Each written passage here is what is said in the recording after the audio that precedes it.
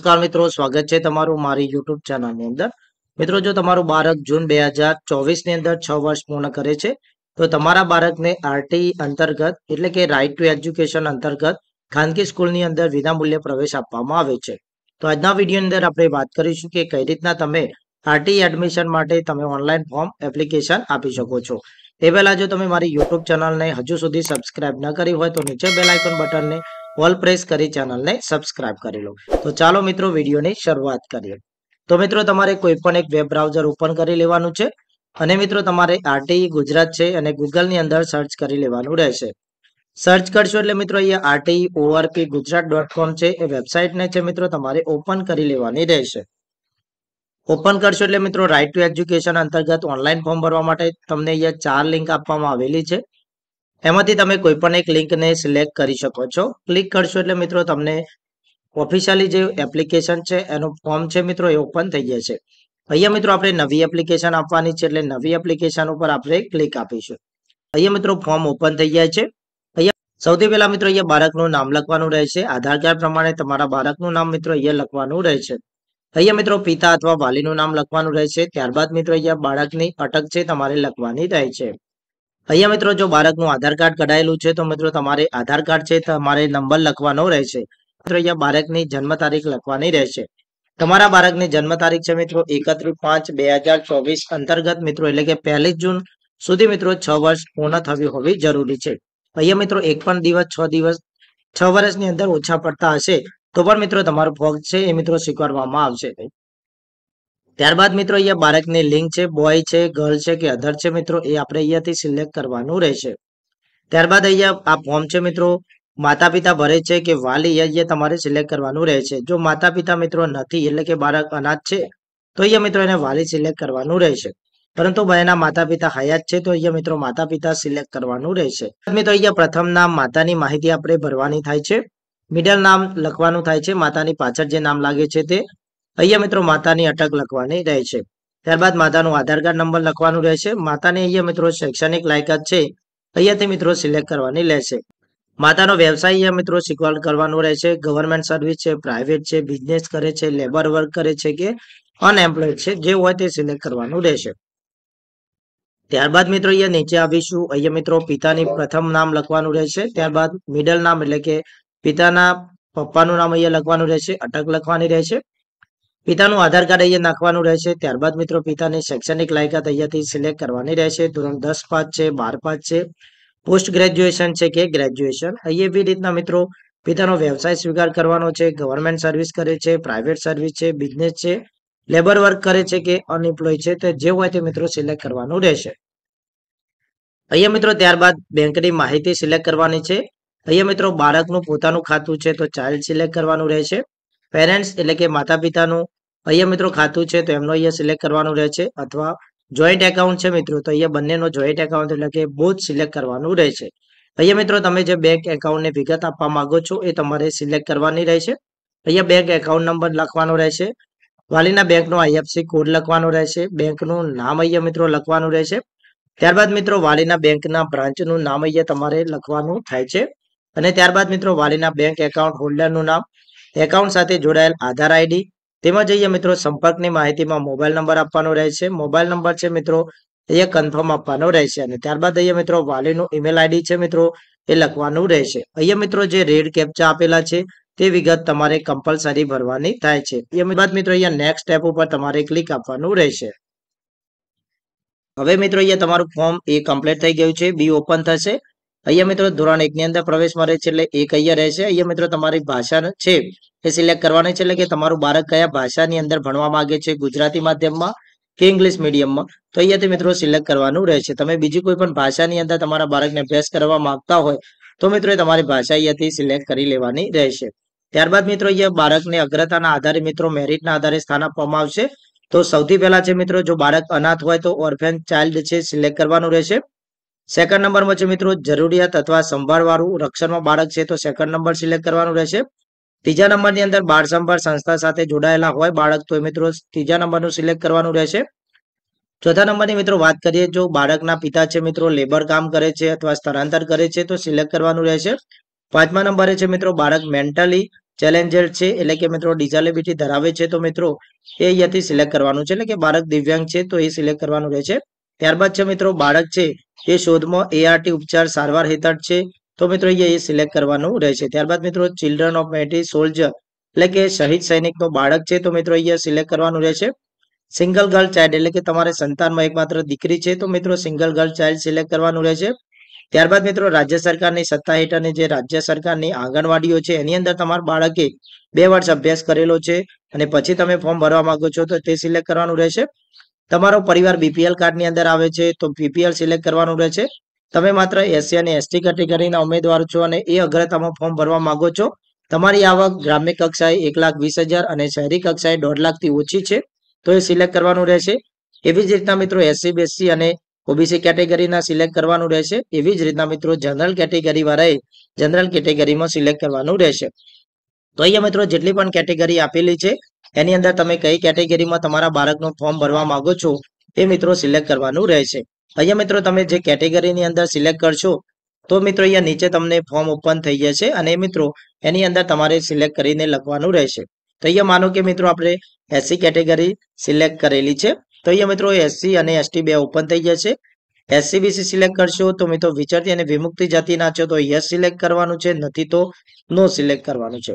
General કેટેગરીના છે તો મિત્રો અહીંયા કોઈ સિલેક્ટ કરવાનું આવતું નથી. હવે મિત્રો અહીંયા સૂચનાઓ વાંચવાની છે. મહાનગરપાલિકાની હદમાં આવતા હોય તો મિત્રો તમારે કોર્પોરેશનનો જિલ્લો પસંદગી કરવો અને શહેરની હદમાં આવતા હોય તો તમારે શહેરી અને અર્બનની પસંદગી કરવી. અહીંયા મિત્રો તમે ગ્રામીણ છો તો રૂરલ પસંદ કરવાનું છે, શહેરમાં છો તો અર્બન પસંદ કરવાનું છે.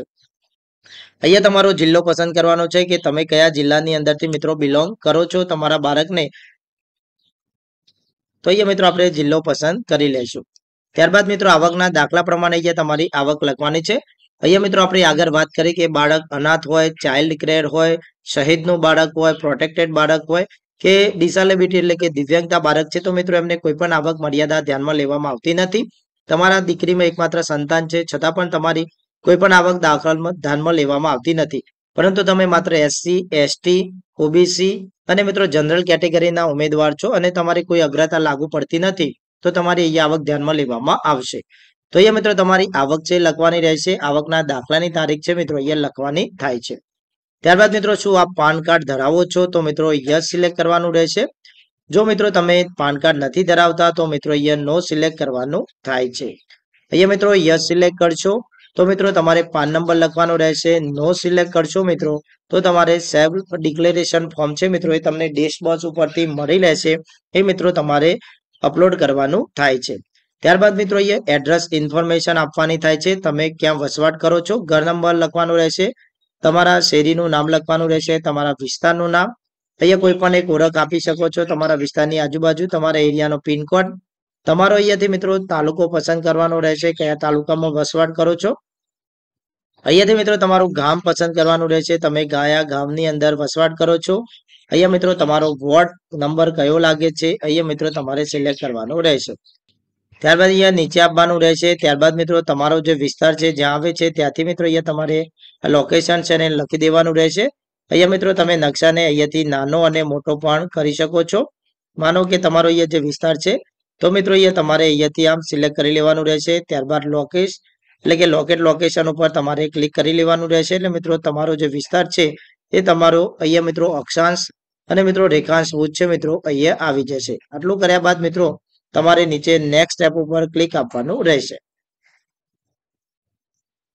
નેક્સ્ટ બટન ઉપર ક્લિક આપશો એટલે મિત્રો તમારું ફોર્મ બી છે એ પણ મિત્રો અહીંયા તમે જોઈ શકો છો કે ડેટા સક્સેસફુલી સેવ થઈ ગયો છે. અહીંયાથી મિત્રો તમને એક એપ્લિકેશન નંબર આપેલો છે એને તમારે લખી દેવાનો છે અથવા કોપી કરી લેવાનું રહેશે. ત્યારબાદ મિત્રો નેક્સ્ટ સ્ટેપ ઉપર આપણે ક્લિક આપીશું. નેક્સ્ટ સ્ટેપ ઉપર ક્લિક આપીશું એટલે મિત્રો તમારે શાળાની પસંદગી કરવાની રહેશે. અહીંયા મિત્રો આ પ્લસ બટન ઉપર પ્લસ કરી અને મિત્રો તમે શાળાની પસંદગી કરી શકો છો. અહીંયા મિત્રો તમને શાળાનું આપેલું છે, તમારા વિસ્તારની અંદર કઈ કઈ ખાનગી શાળાઓ છે અહીંયા મિત્રો તમને આપેલી છે. અહીંયાથી મિત્રો તમે નીચે સ્ક્રોલ કરશો એટલે તમારા વિસ્તારની જે મિત્રો ટોટલ શાળાઓ છે એ તમને અહીંયા જોવા મળશે. અહીંયા નીચે મિત્રો તમને પેજ આપેલા છે એ પેજ ઉપર મિત્રો ક્લિક કરી અને તમારા વિસ્તારની જેટલી પણ શાળાઓ છે, માનો કે અહીંયા પાટણ જિલ્લાની ટોટલ 27 ખાનગી પ્રાથમિક શાળાઓ છે તેનું તમામ લિસ્ટ અહીંયા મિત્રો આપેલું છે. અહીંયા મિત્રો તમારે પ્લસ બટન ઉપર ક્લિક કરવાનું રહેશે એટલે મિત્રો તમારી શાળા છે અહીંયા તમને બાજુમાં શો થશે. અહીંયા મિત્રો તમારી પસંદગી છે એ મુજબ તમારે શાળા પસંદગી કરવાની રહેશે. માનો કે તમારા બાળકને તમે સૌથી પહેલા કઈ સ્કૂલની અંદર એડમિશન અપાવવા માંગો છો, અહીંયા મિત્રો તમારે પસંદગીની શાળા છે મિત્રો એ તમે અહીંયા ક્લિક કરી શકશો. અહીંયા મિત્રો જેટલી પણ શાળાઓ છે મિત્રો તમારે પસંદગી કરવી હોય તમારા વિસ્તારની છે એટલે તમે અહીંયા પસંદગી કરી શકશો. અહીંયા તમને એવું લાગે કે મિત્રો તમારી શાળા છે પસંદ કરવામાં ભૂલ થઈ ગઈ છે તો અહીંયા મિત્રો બાજુમાં જે ક્રમ આપેલો છે, માનો કે તમારે બીજા નંબરની શાળા છે એને ઉપર લાવવી છે તો અહીંયા મિત્રો ક્લિક કરશો એટલે એ શાળા છે મિત્રો ઓટોમેટિક ઉપર આવી જશે. અહીંયા મિત્રો તમારે માનો કે આ શાળાને નીચે લાવવી છે તો નીચે ક્લિક કરશો તો એ શાળા નીચે આવી જશે. ત્યારબાદ મિત્રો આ શાળાને તમારે ઉપર લાવવી છે બચપન, તો એને મિત્રો તમે ક્લિક કરશો એટલે શાળા છે અહીંયા તમે જોઈ શકો છો કે ઉપર આવી ગઈ છે. આવી રીતના મિત્રો તમે શાળા પસંદ કરવામાં જો ભૂલ થાય છે તો મિત્રો તમે ઉપર નીચે પસંદ કરી શકો છો. તો અહીંયા મિત્રો તમારા વિસ્તારની જે શાળાની અંદર તમારા બાળકને તમે એડમિશન લેવડાવવા માંગો છો એ પ્લસ બટન ઉપર ક્લિક કરી અને તમે ક્લિક કરી શકો છો. અહીંયા ડિલીટનું ઓપ્શન છે એના ઉપર ક્લિક કરી અને તમે તે શાળાને દૂર પણ કરી શકો છો. આટલું થઈ ગયા બાદ મિત્રો અહીંયા નેક્સ્ટ બટન છે એના ઉપર તમારે ક્લિક આપવાનું રહેશે. હવે અહીંયા મિત્રો ખાસ સૂચના છે, જે તે ડોક્યુમેન્ટ છે એની સામે મિત્રો તમે પુરાવો જોઈ શકશો. જે તે ડોક્યુમેન્ટ છે એની સામે ડિલીટ બટન આપ્યું છે ત્યાંથી પુરાવો તમે કાઢી શકશો અને જે તે ડોક્યુમેન્ટ પુરાવા કાઢીને ફરીથી અપલોડ કરી જેની નોટ લેવાની તમારે રહેશે. છેલ્લે મિત્રો અરજી ભરાઈ ગયા પછી કન્ફર્મ કરવાનું ભૂલશો નહીં. જો એપ્લિકેશન કન્ફર્મ નહીં કરેલું હોય તો તમારી એપ્લિકેશન માન્ય ગણવામાં આવશે નહીં. તો અહીંયા મિત્રો ક્લોઝ બટન ઉપર આપણે ક્લિક આપીશું. હવે મિત્રો અહીંયા આપણે ડોક્યુમેન્ટ અપલોડ કરવાના થાય છે. તો અહીંયા મિત્રો ફોટો છે, એડ્રેસ પ્રૂફ છે, બર્થ ડેટ સર્ટિફિકેટ છે, ઇન્કમ સર્ટિફિકેટ છે, પેરેન્ટ ગાર્ડિયન સિગ્નેચર છે અને સેલ્ફ ડિક્લેરેશન ફોર્મ છે. મિત્રો તમામ ડોક્યુમેન્ટ તમારે અપલોડ કરવાના થાય છે. અહીંયા મિત્રો લિંક છે, તમારે સૌથી પહેલા ફોટો છે સિલેક્ટ કરવાનો છે, ચૂઝ ફાઇલ છે એના ઉપર તમારે ક્લિક કરવાનું થાય છે અને મિત્રો તમારા જે જગ્યાએ તમારો ફોટો પડેલો હોય ત્યાંથી મિત્રો તમારે અપલોડ કરી અને મિત્રો અપલોડ કરી લેવાનો થાય છે. અહીંયા મિત્રો અપલોડ બટન ઉપર ક્લિક કરશો તો અહીંયા મિત્રો તમે નીચે જોઈ શકશો. આના ઉપર મિત્રો ક્લિક કરશો એટલે તમે તમારા બાળકનો ફોટો છે મિત્રો અહીંયા તમે જોઈ શકશો. એ તમને એવું લાગે કે તમારો ફોટો ખોટો સિલેક્ટ થઈ ગયો છે તો અહીંયાથી મિત્રો તમે ડિલીટ કરી અને મિત્રો ફરીવાર તમે ફોટો અપલોડ કરી શકો છો. ત્યારબાદ મિત્રો અહીંયા સેકન્ડ નંબર છે એડ્રેસ પ્રૂફ. તો અહીંયા મિત્રો તમારા તમામ ડોક્યુમેન્ટ છે અપલોડ થઈ ગયા છે. અહીંયા મિત્રો લાસ્ટ અધર્સ ડોક્યુમેન્ટ 1 અને અધર ડોક્યુમેન્ટ 2 ઓપ્શનલ છે. મિત્રો તમે ચાહો તો તમે વધારાનો ડોક્યુમેન્ટ અપલોડ કરી શકો છો જે તમને અગ્રતા ક્રમની અંદર મદદ કરી શકે હોય એવા. ત્યારબાદ મિત્રો અહીંયા નેક્સ્ટ બટન છે એટલે કે નેક્સ્ટ સ્ટેપ ઉપર ક્લિક કરવાનું રહેશે. હવે તમારી માહિતી છે, તમે અત્યારે સુધી જેટલી માહિતી અહીંયા ભરી છે, ફોર્મ એ, ફોર્મ બી, શાળા પસંદગી, અપલોડ ડોક્યુમેન્ટ એ તમામ માહિતી છે મિત્રો અહીંયા તમને જોવા મળશે. અહીંયા મિત્રો તમારે માહિતી એક વખત કમ્પલસરી ચેક કરી લેવાની છે કે તમારા બાળકના નામ છે કમ્પ્લીટ છે, બાળકનું આધાર કાર્ડ કમ્પ્લીટ છે, માતાનું નામ કમ્પ્લીટ છે, પિતાની માહિતી, વાલીની માહિતી, બેંક એકાઉન્ટની માહિતી, પિતાનો વ્યવસાય, માતાનો વ્યવસાય, અટક, આ તમામ વસ્તુ છે મિત્રો તમારે એક વખત કમ્પલસરી ચેક કરી લેવાની રહેશે. તમે જે શાળાની પસંદગી કરી છે મિત્રો એ શાળાની પસંદગી તમારા યોગ્ય પસંદગી મુજબ છે એ પણ તમારે ચેક કરી લેવાની રહેશે. અહીંયા મિત્રો નીચે આવશો એટલે તમારો મેપ પણ અહીંયા તમને શો થશે. એ મિત્રો નીચે આવશો એટલે તમારો મેપ પણ તમને શો થશે. મેપ પણ તમારે અહીંયાથી વ્યૂ મેઇન મેપમાં જઈ અને ચકાસી કરી લેવાનો રહેશે. ત્યારબાદ અહીંયા મિત્રો નીચે આવશો એટલે તમારી શાળાની પસંદગી પણ તમને જોવા મળશે. અહીંયા તમારા ડોક્યુમેન્ટ છે પણ તમને અહીંયા જોવા મળશે. ત્યારબાદ અહીંયા આપણે નીચે આવી જવાનું છે.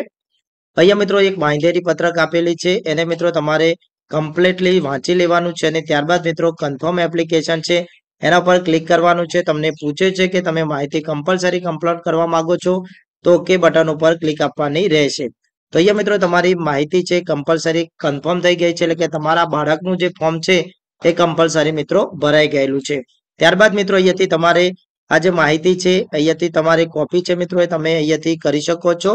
એપ્લિકેશન નંબર અહીંયા મિત્રો નીચે તમે પ્રિન્ટ એપ્લિકેશન લખેલી છે ત્યાંથી તમારા બાળકનું જે ફોર્મ ભરેલી છે તેને પ્રિન્ટ પણ આપી શકો છો. અહીંયા મિત્રો તમારો રજીસ્ટ્રેશન મોબાઈલ નંબર પણ તમે બદલી શકો છો. મિત્રો અહીંયા તમારી જે પ્રિન્ટ કરેલી અરજી છે એને તમારે કોઈ પણ જગ્યાએ આપવાની થતી નથી. એ તમારી અરજી છે મિત્રો તમારી પાસે રાખવાની રહેશે.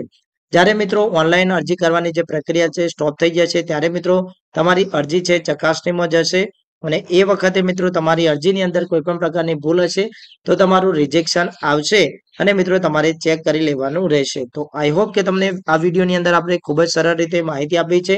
કે કઈ રીતના તમે તમારા બાળકનું આરટી એટલે કે રાઇટ ટુ એજ્યુકેશન અંતર્ગત ફોર્મ ભરી શકો છો. નેક્સ્ટ વિડીયોની આપણે વાત કરીએ કે કઈ રીતના મિત્રો તમે તમારા સેલ્ફ ડિક્લેરેશન ફોર્મ છે તમારે ભરવાનું થાય છે. મળીએ નવા વિડીયોમાં એક નવી અને યુઝફુલ માહિતી સાથે.